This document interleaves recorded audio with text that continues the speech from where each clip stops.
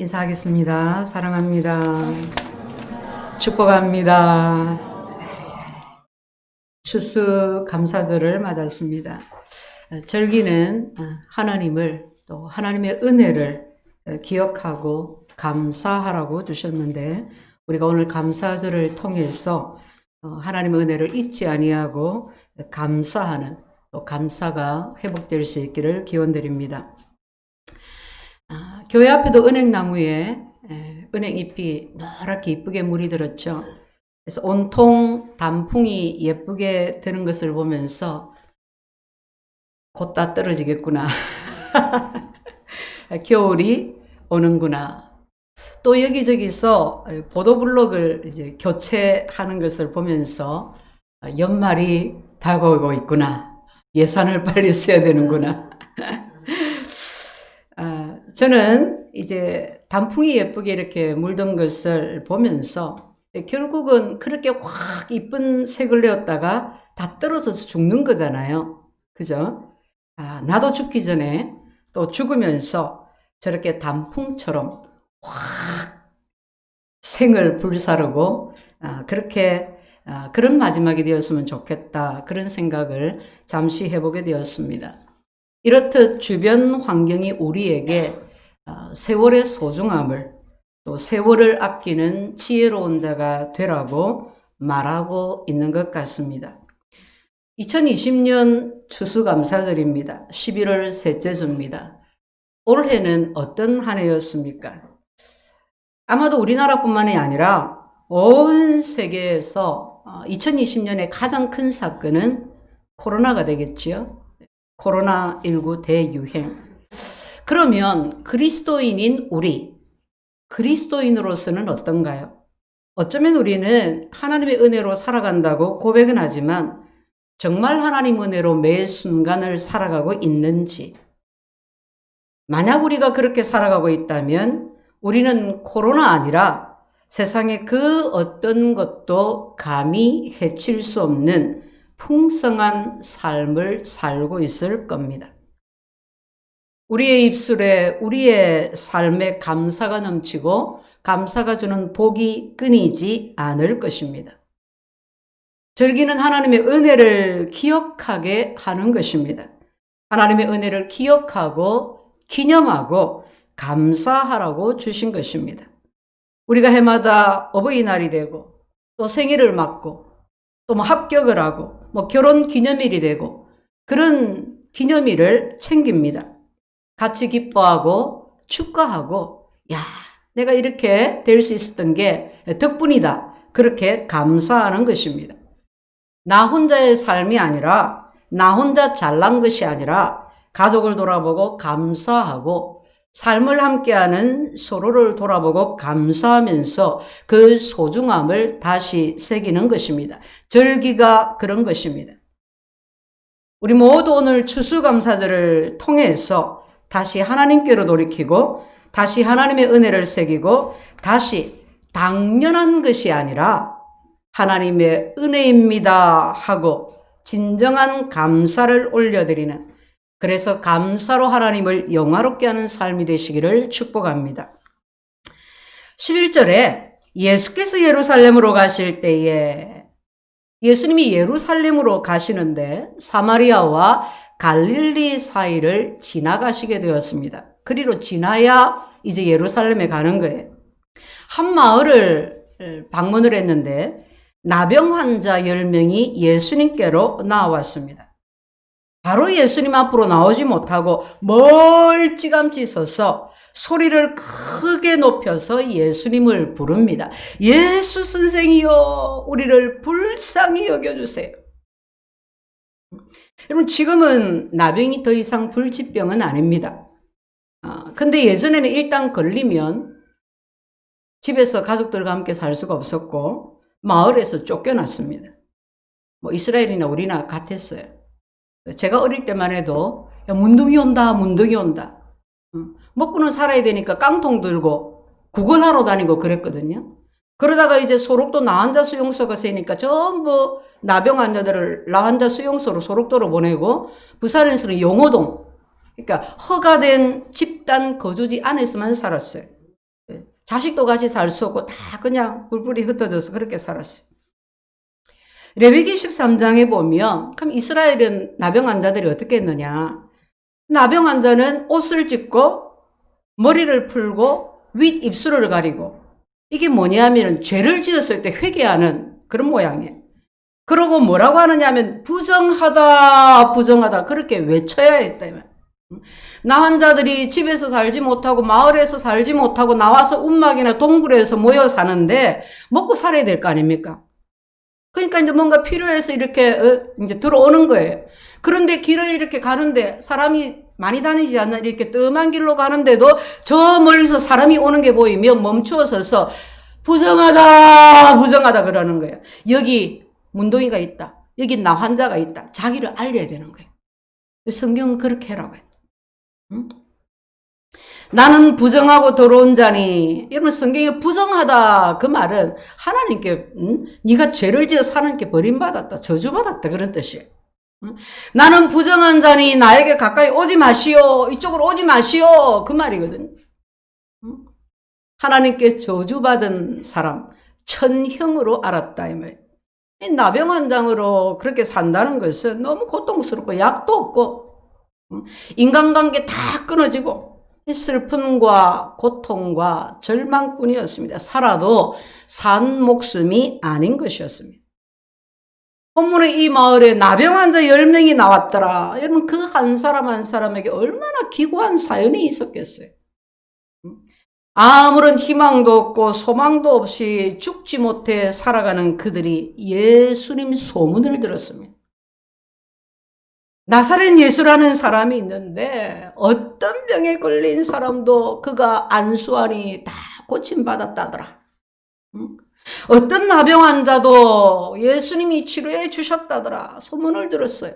그런데 그 나사렛 예수가 자기 마을에 왔다는 거예요. 가만히 있을 수가 없었어요.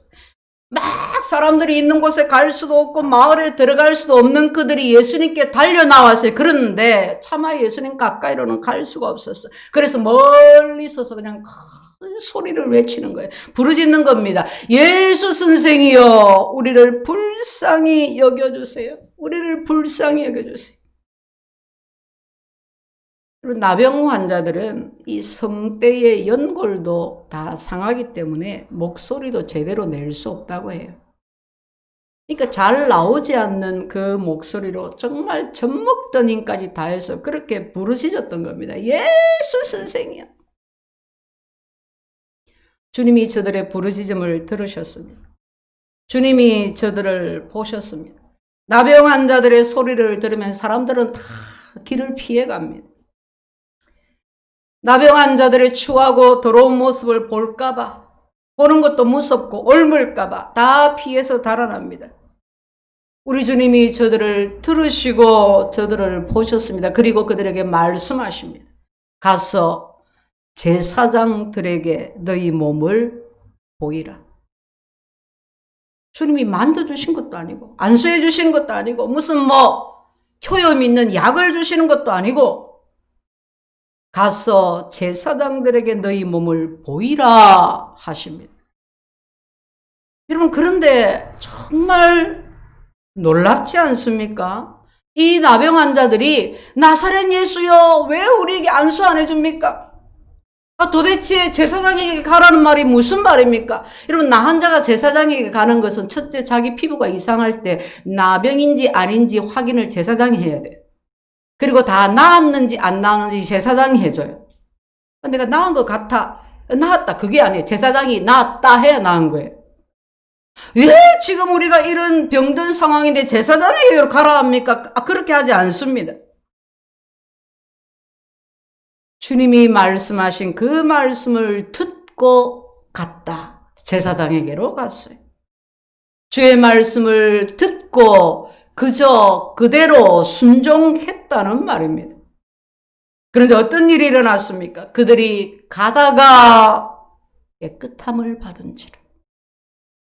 가서 제사장들에게 너희 몸을 보이라. 예, 가다가 보니까 병이 다 나아버렸어요. 진물 나고 문드러지고 피고름 나고 썩고 냄새 나고 그 피부가 말갛게 깨끗해져 버렸어요. 얼마나 놀랬겠어. 얼마나 기쁘고 흥분되고 감격스러웠겠어요. 사도행전 3장에 보면 나면서부터 걷지 못하던 사람이, 태어날 때부터 하반신 불구로 태어난 사람이 날마다 성전 미문에 앉아서 구걸하면서 살아갑니다. 그런데 베드로와 요한이 성전에 기도하러 올라가다가 그 사람을 봅니다. 보고 우리를 보라 하니 그가 돌려서 사도들을 봅니다. 그러니 베드로가 하는 말이 은과 금은 내게 없거니와 내게 있는 것으로 너에게 주노니 나사렛 예수 이름으로 일어나 걸어라 하고 오른손을 잡아 일으키니 그가 서서 걷더라. 성경은 걷기도 하고 뛰기도 하니라고 했어요. 그는 걸었네, 뛰었네, 찬양했네. 우리 아이들 찬송하잖아요. 그는 걸었네, 뛰었네, 찬양했네. 여러분, 이 나병 환자들이 안 그랬겠어요? 얼마나 놀랐겠어요? 뛰고 찬양하고 박수치고 막 방방거렸을 것 같아요. 자, 15절, 16절입니다. 그 중에 한 사람이 자기가 낳은 것을 보고 큰 소리로 하나님께 영광을 돌리며 돌아와. 그 중에 한 사람이 10명이 다 고침을 받았어요. 10명이 다 기적을 경험했어요. 그런데 그 중에 한 사람이 자기가 낳은 것을 보고 큰 소리로 하나님께 영광을 돌립니다. 그리고 예수님께로 돌아갑니다. 예수님께 가서 예수님 발 아래 엎드려서 감사합니다. 10명은 주의 말씀을 듣고 순종하는 믿음이 있었어요. 그죠? 주의 말씀에 순종해서 가다가 고침을 받았어요. 그런데 큰 소리로 하나님께 영광을 돌리며 돌아와 감사한 사람은 그 한 사람뿐이었습니다. 하나님 감사합니다. 감사합니다. 이 미천한 문둥이에게 하나님 은총을 내려주시니 감사합니다. 주의 발 아래 엎드려 감사했다는 것은 여러분 감사의 최고의 표현입니다. 도저히 내가 은혜 받을 자격이 없는데, 나한테는 정말 눈꽃만큼도 그럴 만한 자격이 없는데, 그런데 주께서 나를 불쌍히 여겨주셔서 이같이 큰 은혜를 베풀어 주시니 내가 너무너무 감사하다는 거예요. 몸둘 바를 모르겠다는 거예요. 그래서 그냥 감사해서 그냥 갈 수가 없는 거예요. 가족이 있지 않았겠어요? 보고 싶은 사람이 있지 않았겠어요? 병이 들어 모든 하던 일을 중단하고 모든 꿈이 모든 희망이 다 사라지고 그런데 나았어요. 얼마나 돌아가고 싶겠어요? 자기가 낳은 몸을 빨리 보여주고 싶었겠지만 그는 먼저 주님을 생각했습니다. 주님께 먼저 달려갔습니다. 감사했습니다. 감사를 표현할 수 있는 물질도 없었어요. 변변한 선물 하나도 제대로 준비하지 못했어요. 오직 주님 생각하고 주님께 감사해서 주님께 막 달려갔어. 주의 발 아래 납작 엎드려서 머리를 조아릴 뿐이었습니다. 뭐라고 감사했을까요? 그저 너무 벅찬 가슴으로 뜨거운 눈물을 흘리면서 주여 감사합니다. 감사합니다. 감사합니다. 그랬을 것 같아요. 성경은 그는 사마리아 사람이라. 그 사람은 사마리아 사람이었습니다. 유대인들이 다 무시하는, 사람 취급하지 않는, 개 취급하는 그런 천한 이방인이었습니다. 여러분, 은혜 받은 사람이 적은 게 아니에요. 감사하는 사람이 적은 거예요. 다 보면 은혜 받았는데 간증할 게 10개, 100개, 수두룩 빽빽한데 은혜는 받았는데 감사가 없는 거예요. 유명한 이야기입니다. 1860년에 미국의 미시간 호수에 큰 배가 침몰을 했어요. 287명이 사망하는 그런 대참사가 있었어요. 그때 스펜서라고 하는 수영선수가 800m가 떨어진 그 현장까지 헤엄쳐서 들어가서 16번을 수영해서 17명을 구조했습니다. 그는 완전히 탈진했고 이후에 제대로 건강을 회복하지를 못했습니다. 휠체어를 타야 하는 신세가 되었습니다. 그런데 여러분 놀라운 사실이 무엇인지 아십니까? 그때 스펜서가 구해준 17명 중에 나중에 찾아와서 감사를 표시한 사람이 단 한 사람도 없었다는 거예요. 유명한 일합니다. 본문에 나병 환자들이 다 깨끗함을 받았습니다. 10명이 다 고침을 받았습니다. 그런데 돌아와 감사한 사람은 사마리아 사람 그 한 사람뿐이었습니다. 주님이 말씀합니다. 그 아홉은 어디 있느냐? 이 이방인 외에는 하나님께 영광을 돌리러 온 자가 없느냐? 10명이 주님께 도움을 구하러 나갔습니다.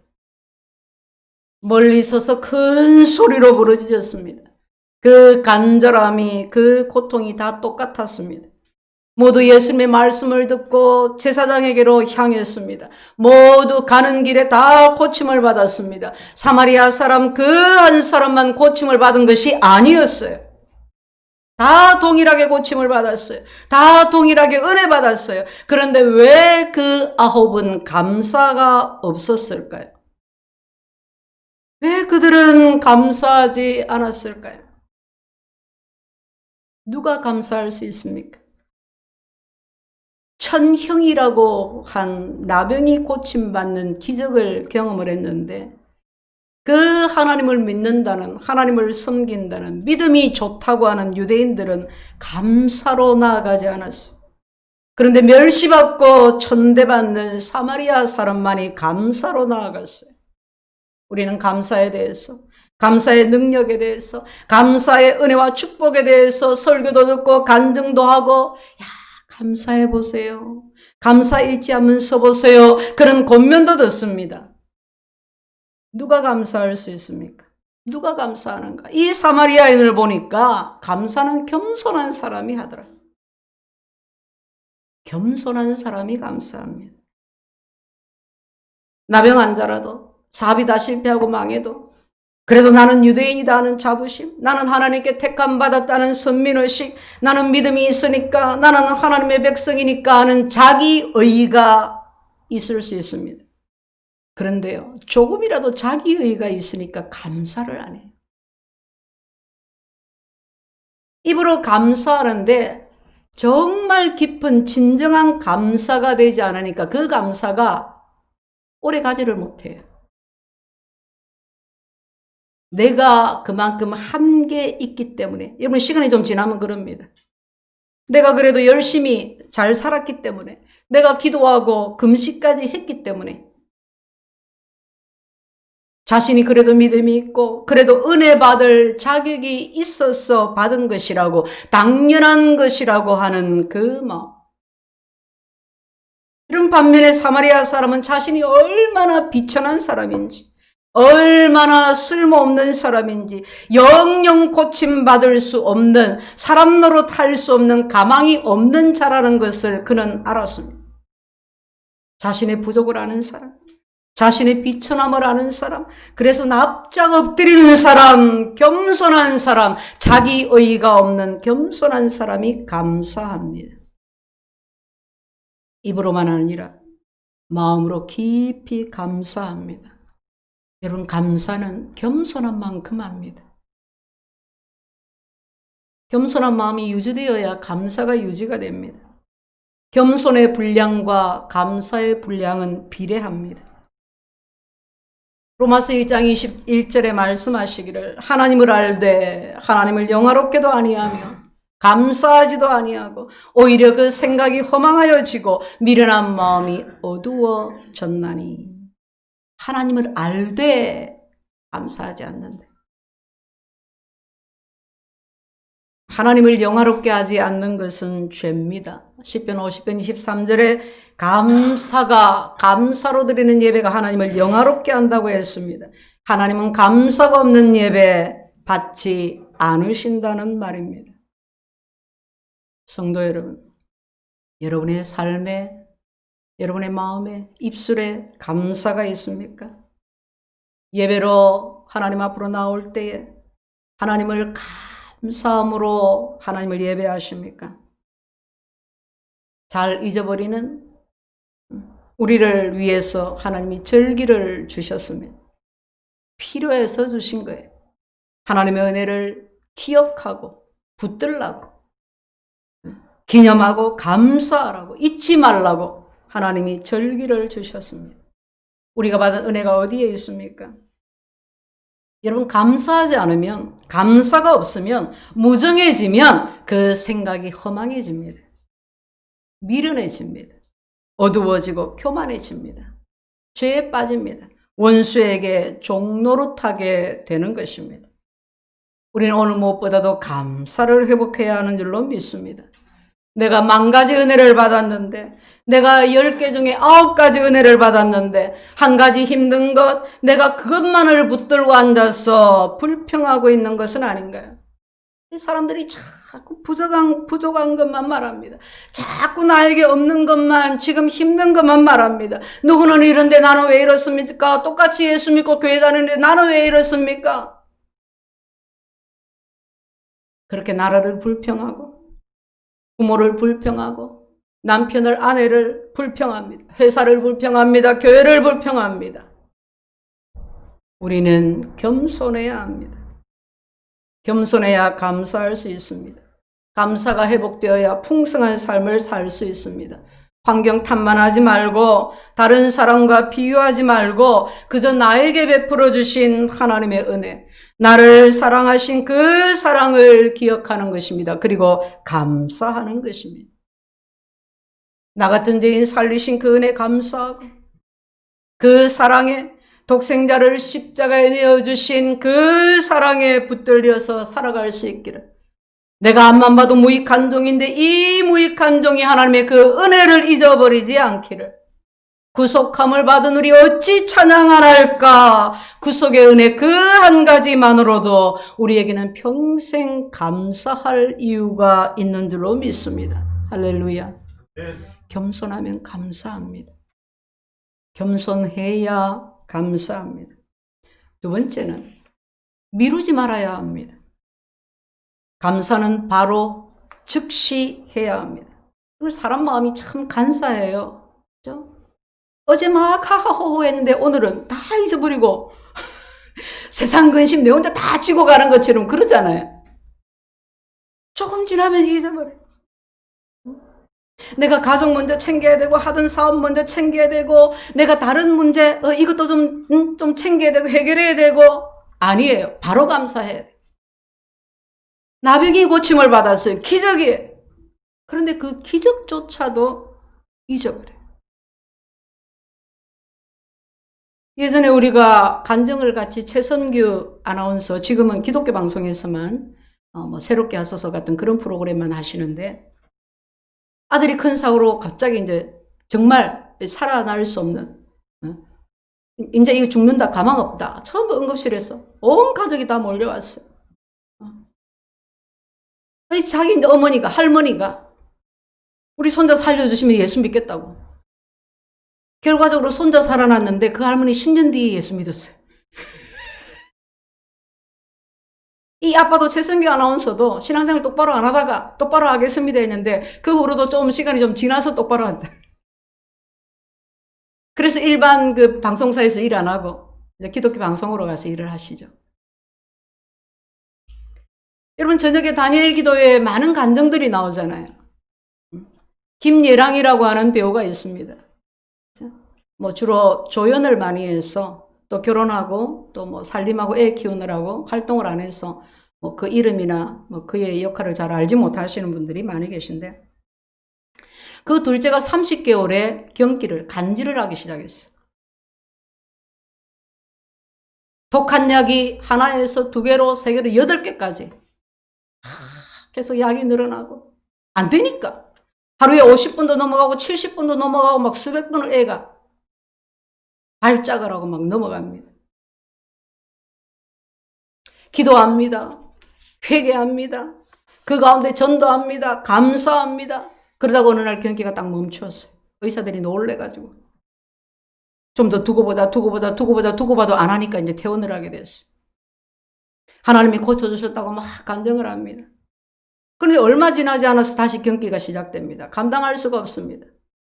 이제 그 의사도 예수 잘 믿으시는 분인데, 이제 수술을 밖에 없다.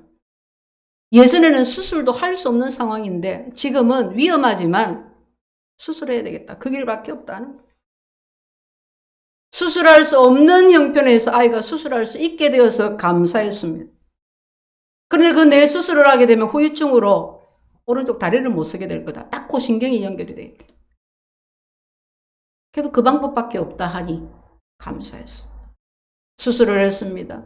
수술하고 아이가 의식이 돌아오면서 그 쫓겨난 게 30몇 개월 된 게 좋으신 하나님 찬양하는 거예요. 그리고 이 영상 찍은 게 보여지잖아요. 그 발음도 똑똑하지 않은 아이가, 머리에 온통 붕대를 감고 있는 아이가, 눈도 제대로 못 뜨는 아이가 좋으신 하나님, 좋으신 하나님. 자기 아이가 제일 잘 부르는 찬양. 걷지 못한다는 아이가 3일 후에 뒤뚱거립니다. 그리고 완전히 걷게 되었어요. 기적 아닙니까? 그런데 그가 하는 말이, 그런 기적은 힘이 없더라. 너무 놀라운 엄청난 기적인데 병고침 받고 사망에서 살아나고, 그런 기적은 힘이 없더라. 시간이 지나면 잊어버리더라. 벨만해서 됐겠지, 할만해서 했겠지, 뭐 의사가 좋아서 됐겠지, 약이 좋아서 됐겠지, 사람이 결국 그러더라는 거야. 그 귀한 아이들을 코로나 때문에 몇 달 밖에 안 나고 집에 있으니까 날마다 큰 소리 치고 막 그러더라고요, 자기 자신이. 그러면서 하는 말이, 진짜 기적은 자기가 모태신앙인데, 모태신앙인으로서 내가 기도하지 않다가 아이 문제로 매일 기도하게 된 것이 진짜 기적이더라. 내가 매일 기도하는 사람이 되었다.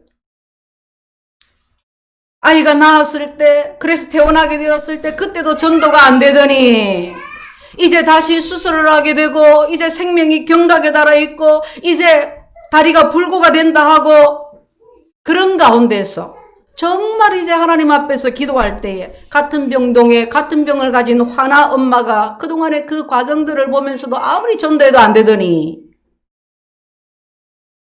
다시 경각에 달린 아이를 놓고 그 아이가 생각이 나면서 그 엄마하고 전화로 통화를 하는데 와, 울면서 그랬대요. 내가 아무개 엄마에게 지금까지 기도를 잘못 가르쳤다. 하나님께 고쳐달라고도 기도해야 되지만, 고쳐주시지만 정말 중요한 것은 저 아이가 예수 믿고 구원받는 거다. 천국 가는 거다. 와, 울면서 믿어야 된다고, 천국 가야 된다고 그렇게 했대요. 그 엄마가 그 이전에 예수 안 믿었는데 아이가 죽어서 천국 가야 된다는 그 말을 듣고 예수 믿겠다고 지금 믿음을 갖는데요. 그게 기적이라는 거예요. 내가 막 감사하고 기뻐하고 전도할 때 안 되더만은 이제 내가 정말 죽어도 하나님 앞에서 내가 예수 믿고 천국 가야 된다고, 아이가 천국 갈 수 있도록 준비해야 되는 거라고 그렇게 막 했더니 믿더라는 거예요. 그게 기적이더라는 거예요. 내 아이를 위한 간구와 눈물이 다른 사람의, 다른 부모의, 아픈 자식을 둔 부모의 마음을 헤아리게 되고 정말 울면서 간절하게 기도하게 된 것, 그것이 기적이라고. 그리고 지금 진짜 기적의 삶을, 감사의 삶을 살고 있노라고 간증했습니다. 성도 여러분, 진짜 기적이 무엇입니까? 나 같은 죄인이 구원받았습니다. 하나님 자녀 되었습니다. 어떤 형편과 상황 중에도 하나님을 의지할 수 있게 되었습니다. 하나님께 무엇이든지 기도할 수 있는 삶을 살게 되었습니다. 감사가 없으면, 감사가 인색하면 기적도 아무것도 아닌 것이 되어버린다는 것. 진짜 기적은 그럼에도 불구하고 감사하는 겁니다. 죽는다, 불구된다, 그럼에도 불구하고 주의 이름을 높이며 주의 구원을 자랑하며 주님을 찬양하고 감사하는 것입니다. 성도 여러분, 감사하시기를 축복합니다. 감사를 미루지 마십시오. 오늘 감사하고 지금 감사하고 매일 감사할 수 있기를 축복합니다. 그리고 세 번째, 19절입니다. 그에게 이르시되 일어나 가라, 네 믿음이 너를 구원하였느니라. 주님께 돌아와 감사하는 그 사마리아인에게 구원이 임했습니다. 주님은 그의 감사를 믿음이라고 하셨습니다. 우리가 예수 믿고 죄에서 구원받았습니다. 장차 하나님 나라의 천국에 들어가게 될 것입니다. 지금 우리는 이 땅에서 구원받은 자로 살아갑니다. 구원받은 자로 살아가는 것을 구원을 이루어가는 것이라고 했습니다. 그것을 성화라고 합니다. 감사할 때 성화의 삶을 잘 살아갈 수가 있습니다. 구원의 은혜에 붙들려서 살아가기 때문입니다. 구원받은 증거로 생명의 풍성함으로 살아가기 때문입니다. 감사가 믿음입니다. 감사가 축복입니다. 감사는 어떤 시련과 어려움도 이기게 하는 능력입니다. 감사에는 구원 역사가 있습니다. 어떤 사람이 말했습니다. 봄은 황사 때문에 싫고, 여름은 너무 더워서 싫고, 가을은 외로워서 싫고, 겨울은 추워서 싫어. 옆에 있는 사람이 말합니다. 봄은 만물이 소생해서 감사하고, 여름은 초목이 우거져서 감사하고, 가을은 단풍이 너무 못 떨어져서 감사하고, 겨울은 눈이 와서 감사하다. 어떤 관점으로 보는가에 따라서 감사가 넘칠 수 있고 불평이 넘칠 수 있습니다.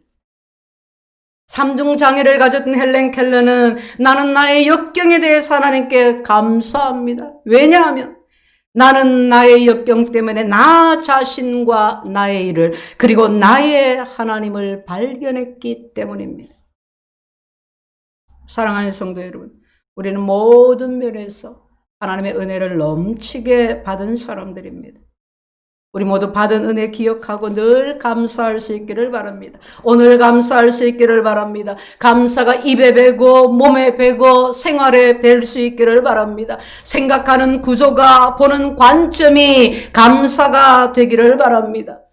범사에 감사하는 사람, 감사로 예배하는 사람, 감사로 하나님을 영화롭게 하는 사람, 감사로 주의 구원을 보는 사람, 그 한 사람, 우리 모두 돌아와 감사하는 그 한 사람이 되시기를 주의 이름으로 축원합니다.